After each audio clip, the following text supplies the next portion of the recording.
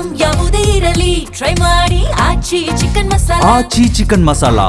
ರಾಮ ಮಂದಿರ ದೇಣಿಗೆ ಹಣ ವಂಚನೆ ಪ್ರಕರಣಕ್ಕೆ ಸಂಬಂಧಪಟ್ಟಂತೆ ಇವತ್ತು ರಾಮ ಮಂದಿರ ಟ್ರಸ್ಟ್ನ ಮಹತ್ವದ ಸಭೆ ನಡೆಯುತ್ತೆ. ಟ್ರಸ್ಟ್ನ ಪ್ರಧಾನ ಕಾರ್ಯದರ್ಶಿ ಚಂಪತ್ ರಾಯ್, ಟ್ರಸ್ಟಿ ಅನಿಲ್ ಮಿಶ್ರಾ ರಾಜೀನಾಮೆಯ ಬಗ್ಗೆಯೂ ಕೂಡ ಚರ್ಚೆ ಆಗುವಂತ ಎಲ್ಲ ಸಾಧ್ಯತೆಗಳು ಕಂಡು ಬರ್ತಾ ಇದೆ. ಟ್ರಸ್ಟ್ ಪುನರ್ರಚನೆ, ಲೆಕ್ಕ ಪರಿಶೋಧನೆಯ ಕುರಿತಂತೆ ಚರ್ಚೆಗಳಾಗಿರ್ಬೋದು, ಎಸ್ಐಟಿಯ ಪ್ರಾಥಮಿಕ ವರದಿಯ ಬಗ್ಗೆಯೂ ಕೂಡ ಚರ್ಚೆ ಆಗತ್ತೆ. ರಾಮ ಮಂದಿರ ದೇಣಿಗೆ ವಿವಾದದ ನೈತಿಕ ಹೊಣೆ ಹೊರುವಂತಹ ವಿಚಾರವಾಗಿಯೂ ಕೂಡ ಉತ್ತರ ಪ್ರದೇಶದ ಅಯೋಧ್ಯೆ ದೇವಸ್ಥಾನದ ಕಳ್ಳತನದ ಪ್ರಕರಣದ ತನಿಖೆಯ ನಡುವೆ ಶ್ರೀರಾಮ ಮಂದಿರ ಟ್ರಸ್ಟ್ ಇವತ್ತು ಒಂದು ಮಹತ್ವದ ಸಭೆ ನಡೆಸ್ತಾ ಇದೆ. ಚಂಪತ್ ರಾಯ್ ಹಾಗೆ ಅನಿಲ್ ಮಿಶ್ರಾ ಅವರ ರಾಜೀನಾಮೆಯ ಕುರಿತಂತೆಯೂ ಕೂಡ ಚರ್ಚೆಯನ್ನ ಮಾಡಲಾಗತ್ತೆ. ಈ ಸಭೆಯಲ್ಲಿ ಒಂದು ಅಂತಿಮವಾದಂತಹ ನಿರ್ಧಾರಕ್ಕೆ ಬರ್ತಾರೆ.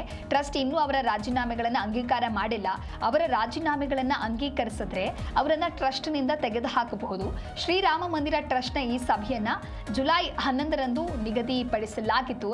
ಆದರೆ ಈಗ ದಿನಾಂಕವನ್ನ ಇವತ್ತಿಗೇನೆ ಚೇಂಜ್ ಮಾಡಲಾಗಿದೆ. ಮೂಲಗಳ ಪ್ರಕಾರ ಟ್ರಸ್ಟ್ನ ಪುನರ್ರಚನೆಗೆ ಸಂಬಂಧಪಟ್ಟಂತೆ ಪ್ರಮುಖ ನಿರ್ಧಾರ ಈ ಸಭೆಯಲ್ಲಾಗುತ್ತೆ. ಟ್ರಸ್ಟ್ನ ಪ್ರಧಾನ ಕಾರ್ಯದರ್ಶಿ ಚಂಪತ್ ರಾಯ್ ಹಾಗೆ ಟ್ರಸ್ಟಿ ಅನಿಲ್ ಮಿಶ್ರಾ ಅವರ ರಾಜೀನಾಮೆಗಳ ಕುರಿತಂತೆಯೂ ಕೂಡ ಚರ್ಚೆಯನ್ನ ಮಾಡ್ತಾರೆ. ಟ್ರಸ್ಟ್ಗೆ 3 ಹೊಸ ಸದಸ್ಯರ ಪ್ರವೇಶದ ಬಗ್ಗೆಯೂ ಕೂಡ ಒಂದು ಚರ್ಚೆ ಆಗುತ್ತೆ. ಸಭೆಯಲ್ಲಿ ಟ್ರಸ್ಟ್ನ ಸಾಂಸ್ಥಿಕ ರಚನೆ ಮತ್ತು ರಾಮ ಮಂದಿರ ನಿರ್ಮಾಣಕ್ಕೆ ಸಂಬಂಧಪಟ್ಟಂತೆ ವಿವಿಧ ವಿಷಯಗಳ ಬಗ್ಗೆಯೂ ಕೂಡ ಚರ್ಚೆಯನ್ನ ಮಾಡಲಾಗುತ್ತೆ. ಟ್ರಸ್ಟ್ನ ಎಲ್ಲಾ ಪ್ರಮುಖ ಸದಸ್ಯರು ಕೂಡ ಹಾಜರಿರ್ತಾರೆ ಅನ್ನುವಂತಹ ನಿರೀಕ್ಷೆ ಇದೆ. ಆದಾಗ್ಯೂ ಈ ಸಭೆಯ ಬಗ್ಗೆ ಸಂಪೂರ್ಣವಾದಂತಹ ಚಿತ್ರಣ ಇನ್ನೂ ಕೂಡ ಕ್ಲಿಯರ್ ಆಗಿ ತಿಳಿದು ಬಂದಿಲ್ಲ. ಇದಕ್ಕೂ ಮೊದಲು ರಾಮ ಮಂದಿರ ದೇಣಿಗೆ ವಿವಾದದ ನೈತಿಕ ಹೊಣೆ ಹೊತ್ತಂತ ಚಂಪತ್ ರಾಯ್ ಮತ್ತು ಡಾಕ್ಟರ್ ಅನಿಲ್ ಮಿಶ್ರಾ ಅವರ ಟ್ರಸ್ಟ್ನ ಅಧ್ಯಕ್ಷರು ಹಾಗೆ ಖಜಾಂಚಿ ಇಬ್ಬರಿಗೂ ಕೂಡ ರಾಜೀನಾಮೆಯನ್ನ ಸಲ್ಲಿಕೆ ಮಾಡಿದ್ರು.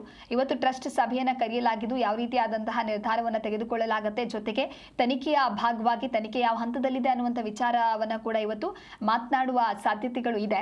ಆಂತರಿಕ ಬಿಕ್ಕಟ್ಟು, ಆಡಳಿತಾತ್ಮಕ ಅಸ್ತವ್ಯಸ್ತತೆಯಿಂದಾಗಿ ಇಡೀ ಶ್ರೀರಾಮ ಜನ್ಮಭೂಮಿ ತೀರ್ಥಕ್ಷೇತ್ರ ಟ್ರಸ್ಟ್ ಅನ್ನ ವಿಸರ್ಜಿಸಬಹುದು ಅನ್ನುವಂತಹ ಮಾಹಿತಿಯೂ ಕೂಡ ಸಿಗ್ತಾ ಇದೆ.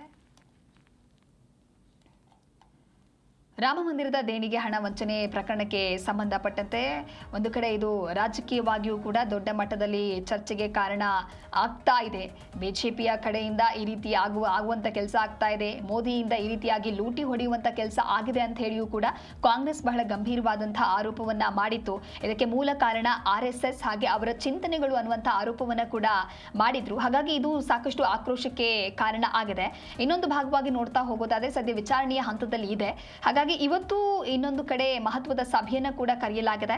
ಹಾಗಾಗಿ ಇವತ್ತು ಸಭೆಯಲ್ಲಿ ಸಾಕಷ್ಟು ಜನ ಸದಸ್ಯರು ಭಾಗ್ಯ ಆಗ್ತಾರೆ. ಹಾಗೆ ಪ್ರಮುಖ ಗಣ್ಯರು ಕೂಡ ಇಲ್ಲಿ ಭಾಗ್ಯ ಆಗ್ತಾ ಇರೋದ್ರಿಂದ ಅವ್ರು ಯಾವ ರೀತಿಯಾದಂತಹ ನಿರ್ಧಾರವನ್ನ ತೆಗೆದುಕೊಳ್ತಾರೆ, ಟ್ರಸ್ಟ್ನ ಪುನರ್ರಚನೆಗೆ ಸಂಬಂಧಪಟ್ಟಂತೆ ಏನಾದರೂ ಡಿಸ್ಕಸ್ ಆಗತ್ತಾ, ಲೆಕ್ಕ ಪರಿಶೋಧನೆಯ ಬಗ್ಗೆ ಚರ್ಚೆ ಆಗತ್ತಾ, ಈ ಎಲ್ಲ ವಿಚಾರವನ್ನ ಇವತ್ತು ಸಭೆಯ ನಂತರದಲ್ಲಿ ಯಾವ ರೀತಿಯಾದಂತಹ ಒಮ್ಮತದ ನಿರ್ಧಾರಕ್ಕೆ ಬರ್ತಾರೆ ಎಲ್ಲವನ್ನ ಕೂಡ ಕಾದು ನೋಡಬೇಕಾಗತ್ತೆ. ಒಟ್ಟು ಇವತ್ತು ನಡೆಯುವಂತಹ ಮಹತ್ವದ ಸಭೆ ಒಂದು ರೀತಿ ಕುತೂಹಲಕ್ಕೆ ಕಾರಣ ಆಗಿದೆ.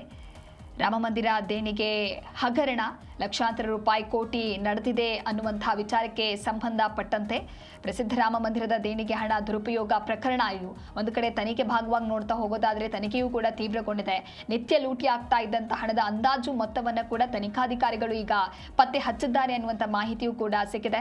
ಅಂದ್ರೆ ಬ್ಯಾಂಕ್ ಅಧಿಕಾರಿಗಳನ್ನ SIT ವಿಚಾರಣೆ ನಡೆಸಿದಂತ ಸಂದರ್ಭದಲ್ಲಿ ಕೆಲವೊಂದಿಷ್ಟು ಮಾಹಿತಿಯೂ ಕೂಡ ರಿವೀಲ್ ಆಗಿದೆ. ಬ್ಯಾಂಕ್ ಸಿಬ್ಬಂದಿ SITಗೆ ನೀಡಿರುವಂತಹ ಮಾಹಿತಿ ಪ್ರಕಾರ ಹಗರಣ ಬೆಳಕಿಗೆ ಬರುವಂತಹ ಮುನ್ನ ಶ್ರೀರಾಮ ಜನ್ಮಭೂಮಿ ತೀರ್ಥಕ್ಷೇತ್ರ ಖಾತೆಗಳಿಗೆ ಪ್ರತಿದಿನ ಕೆಲವೊಂದಿಷ್ಟು ಲಕ್ಷಾಂತರ ರೂಪಾಯಿ ವಹಿವಾಟು ಆಗಿತ್ತು ಅನ್ನುವಂಥ ಮಾಹಿತಿಯೂ ಕೂಡ ಸಿಕ್ಕಿದೆ.